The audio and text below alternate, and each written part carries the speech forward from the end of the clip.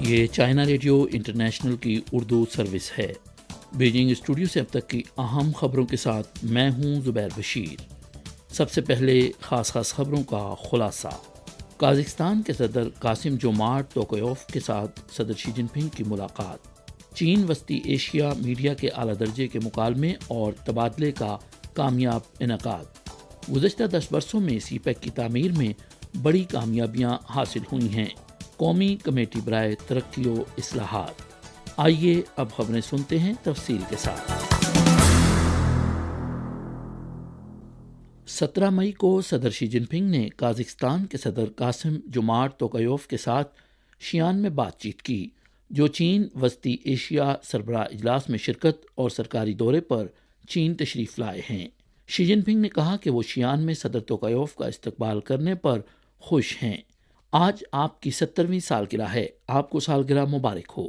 اس خاص دن پر آپ کا دورہ چین دو طرفہ تعلقات کی اعلیٰ سطح کو ظاہر کرتا ہے اور ایک بار پھر چین کے ساتھ آپ کے غیر معمولی تعلقات کی تصدیق کرتا ہے۔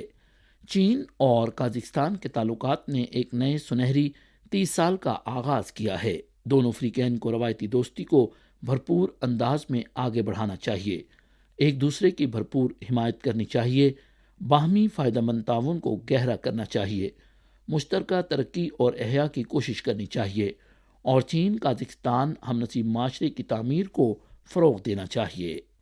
16 مئی کو چین وسطی ایشیا سمٹ کے موقع پر China Central Asia media high end dialogue and exchange event, جس کا آغاز چائنا میڈیا گروپ نے کیا تھا اور جس میں 5 وسطی ایشیائی ممالک کے مین اسٹریم میڈیا شریک ہیں، بیجنگ میں کامیابی کے ساتھ منعقد ہوا۔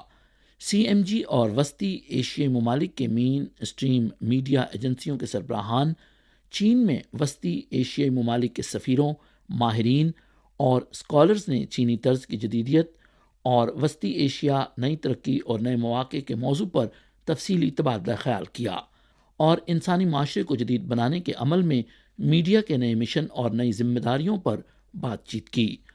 شرکاء نے متفقہ طور پر اس بات پر اتفاق کیا کہ چینی طرز کی جدیدیت بنی نوع انسان کو جدیدیت حاصل کرنے کے عمل میں نئے اختیارات فراہم کرتی ہے۔ سی ایم جی کے ڈائریکٹر شن ہائی شونگ نے کہا کہ تمام ممالک کے عوام کے درمیان باہمی افہام و تفہیم اور دوستی کو بڑھانے کے لیے ایک پل کی حیثیت سے انسانی جدیدیت کو فروغ دینے کے عمل میں میڈیا کا کردار ناگزیر ہے اور اس کا کوئی نعم البدل نہیں۔ اس مقصد کے لیے چائنا میڈیا گروپ نے 3 تجاویز پیش کیں۔ پہلا، سربراہ مملکت کی سفارتکاری کو رہنما کے طور پر لینا اور وسطی ایشیا میں چین کے تعاون کی مضبوط آواز کو مسلسل بلند کرنا۔ دوسرا، ٹھوس تعاون کے ذریعے متعلقہ فریقوں کی جدیدیت کی شاندار کہانیاں بیان کرنا۔ تیسرا یہ ہے کہ چین اور وسطی ایشیا میں میڈیا کے تبادلوں اور باہمی سیکھنے کو بھرپور فروغ دیا جانا چاہیے۔ تقریب میں وسطی ایشیائی محبت چینی فلم اور ٹیلی ویژن پروگرام کی پروموشنل ویڈیو بھی جاری کی گئی۔ چینی طرز کی جدیدیت کے موضوع پر چائنا میڈیا گروپ نے اس سال دنیا بھر میں میڈیا کی سرگرمیوں کا سلسلہ جاری رکھا۔ 93 ممالک اور خطوں کے 1034 غیر ملکی مین اسٹریم میڈیا نے اس سرگرمی میں حصہ لیا، جس میں 1.06 بلین سے زائد غیر ملکی سامعین کا احاطہ کیا گیا۔ چین وسطی ایشیا سمٹ کے انعقاد سے قبل ہی وسطی ایشیائی ممالک کے دانشوروں نے چائنا میڈیا گروپ کو انٹرویو دیتے ہوئے اس توقع کا اظہار کیا کہ موجودہ سربراہی کانفرنس سے استفادہ کرتے ہوئے وسطی ایشیا کے ممالک چین کے ساتھ مل کر تعاون، ترقی اور مشترکہ خوشحالی کی زیادہ خوبصورت اور شاندار راہ پر شانہ بشانہ گامزن ہوں گے۔ کرغزستان کے سابق وزیر اعظم زمارت ووتلیبو نے کہا کہ گزشتہ دہائیوں میں وسطی ایشیائی ممالک اور چین کے درمیان مختلف شعبوں میں قریبی رابطہ برقرار رہا، دو طرفہ تجارتی حجم میں نمایاں اضافہ ہوا۔ توقع ہے کہ مستقبل میں وسطی ایشیا چین کی جدیدیت میں زیادہ حصہ ڈالے گا۔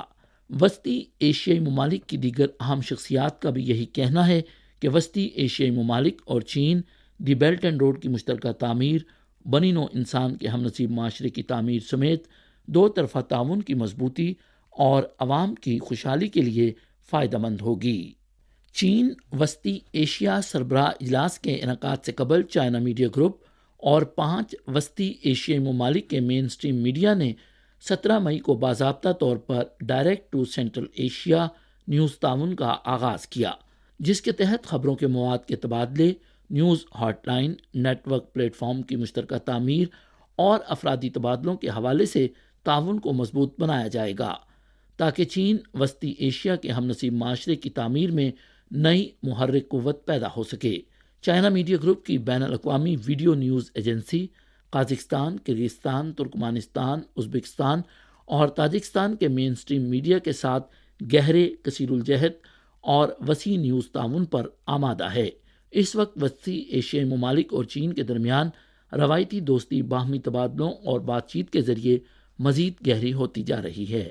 17 مئی کو چین کی ریاستی کونسل کے تائیوان امور کے دفتر کے ترجمان ما شیاؤگوانگ نے پریس کانفرنس میں کہا کہ آبنائے تائیوان کے دونوں کناروں کے ہم وطنوں کو مل کر کام کرنا چاہیے تاکہ آبنائے تائیوان کے دونوں کناروں کے تعلقات کو صحیح سمت میں فروغ دیا جا سکے۔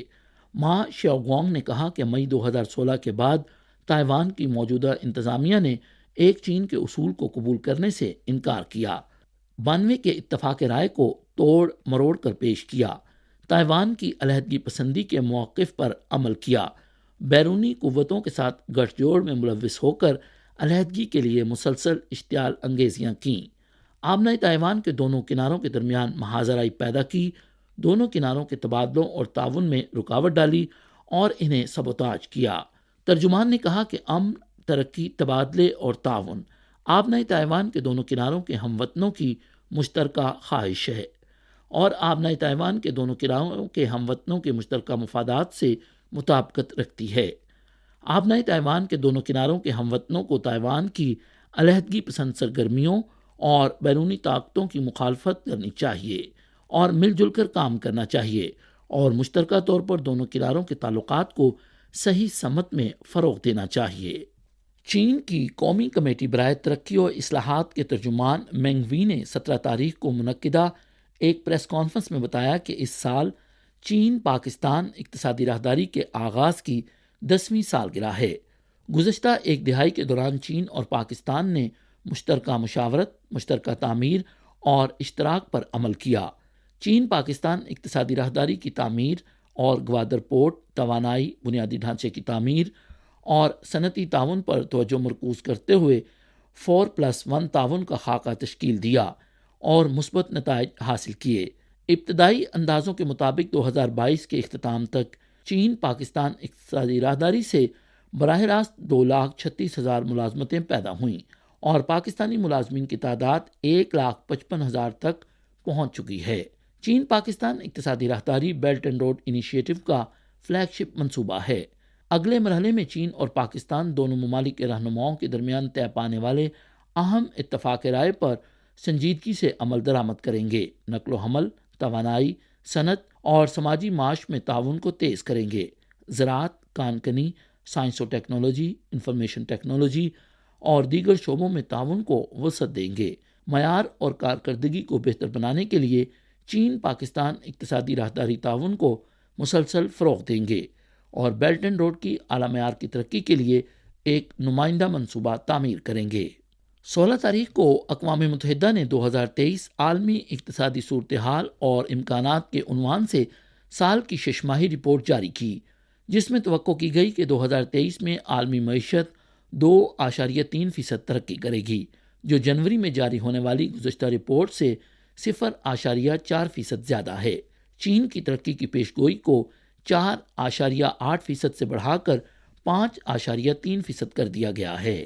16 تاریخ کو اقوام متحدہ کے محکمہ اقتصادی و سماجی امور کے اکنامک پالیسی ڈویژن کے ڈائریکٹر موکیجی نے کہا کہ امریکہ کے حالیہ بینکاری بحران اور قرضوں کے بحران کے اثرات وسیع پیمانے پر مرتب ہونے کے امکانات موجود ہیں اور عالمی معیشت پر بھی اس کے اثرات مرتب ہو سکتے ہیں۔ انہوں نے کہا، حالانکہ امریکہ نے انتظامی اقدامات کے ذریعے علاقائی بینکوں کے بحران پر عارضی طور پر قابو پا لیا ہے، تاہم اس سے ان کے قرضوں پر اثر پڑ سکتا ہے، جس سے کمپنیوں کے لیے قرض کا حصول اور زیادہ مہنگا ہوگا۔